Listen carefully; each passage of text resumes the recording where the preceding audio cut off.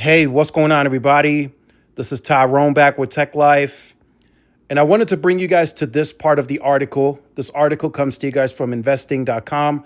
I'll leave a link to it in the description so you guys could check it out. So, this was a very, very interesting answer from Peter Osvaldik, the CFO of T Mobile, on a question from the JP Morgan conference.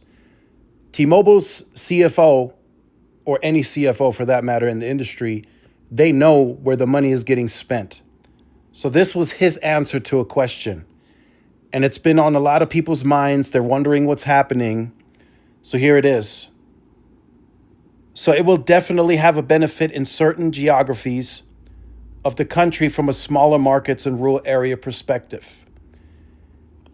In of distribution, really what we're guided by is the customer, meaning as we continue to build the network in smaller markets and rural areas, remember, this is a year where we've pivoted to now thousands of new macro sites that will be built, including in smaller markets and rural areas. So you can see this is the year 2025 where they've pivoted to building thousands of new macro sites within the small market and rural areas, which is signaling an expansion. For those of you who saw the video of the comparison chart of square miles, right? T-Mobile is not far off. They're sitting at 2.69 million square miles covered. AT&T is at like 2.97 and Verizon's at 2.8. So T-Mobile is not far off. But T-Mobile is not going to overreact, so to speak, right? They're not going to all of a sudden plow the entire CapEx to build out thousands and thousands of new sites, right? It's going to be a staggered deployment. They're going to build, and then they're going to grow. And then they're going to add distribution, right? That was kind of the main question to this answer was how much distribution, right? Retail distribution are you still having to build, right? And like he said, that is still guided by the customer, but it's also guided by the network. Wherever they decide, okay, we can attack this area, but we need to build X amount of sites to have the right to win, right? Then you're like, okay, I'm going to add one retail store, or maybe they can get into a Walmart or a Best Buy, whatever the case, and then see the growth. If the growth is there, then you start adding more retail. And that's kind of how you have to view it as T-Mobile continues to build out in these smaller markets and rural areas, right? And then there are some areas that are just so small that T-Mobile considers to be outside of the small market and rural areas, and there's likely no ROI or not enough ROI for them to really compete there, right? We all know wherever T-Mobile goes, they usually they have the winning share. And they've told us this, that in the small market and rural areas, they have the winning leading share.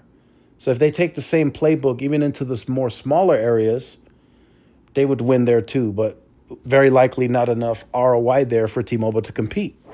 But they have to also analyze this in a different way from what I've been told.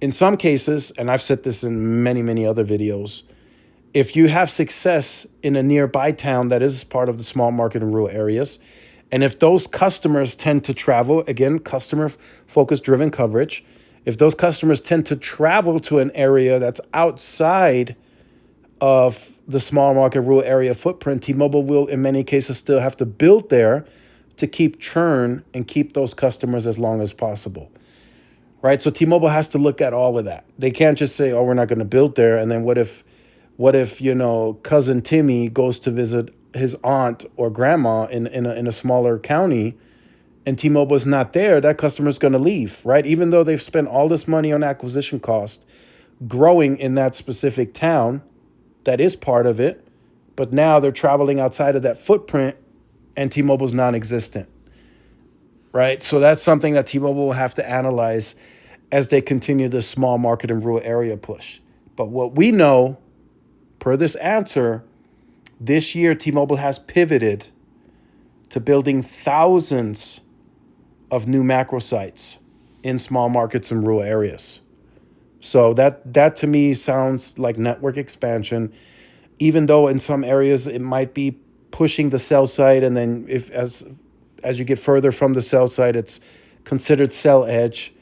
And then you might run into some Starlink. But as long as it works is all that matters in the end. And looking at AT&T and how they've rebounded and continue to grow, that's a perfect example.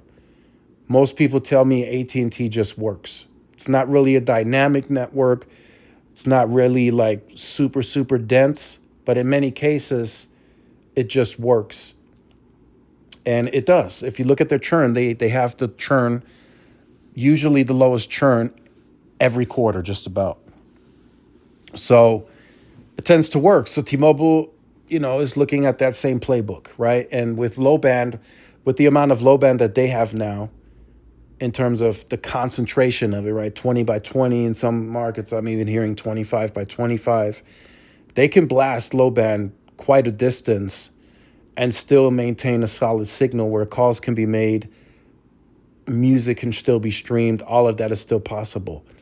And then with the customer focus driven coverage, again, if too many customers are going to a certain area that's cell edge, then T-Mobile will just have to fork up the cash and build a new cell site, right? But all of that is being analyzed on a weekly basis per the AI tool, and they continue to make improvements to try and make the network better. So let me know your thoughts in the comments, like, share, subscribe, and I'll see y'all in the next one. Peace.